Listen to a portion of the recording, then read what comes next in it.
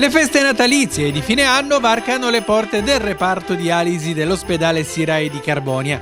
Per iniziativa di medici, infermieri e dell'Associazione dei Dializzati e Trapiantati Apent, Babbo Natale e i piccoli elfi dell'Associazione Piccole Canaglie hanno rallegrato i pazienti dializzati.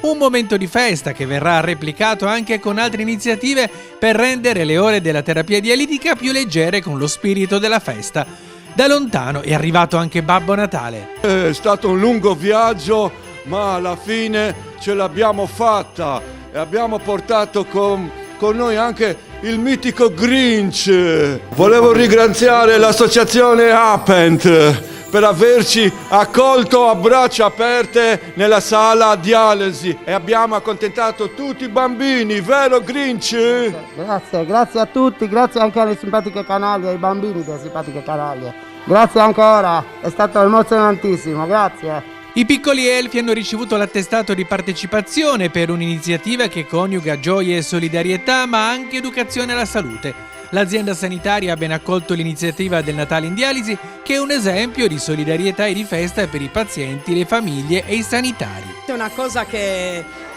speravo di poter organizzare. La parte clinica del nostro reparto è sempre stata un'eccellenza e lo siamo ovviamente ancora, ma mancava ancora di più quella parte umana che quest'anno abbiamo deciso di regalare con questa prima manifestazione di Natale, ma in realtà durante l'anno poi ne faremo altre, proprio per avvicinarci ancora di più ai pazienti in questo momento di sofferenza, potergli regalare un sorriso, non solo noi che lo facciamo tutti i giorni, ma soprattutto questi bellissimi bambini.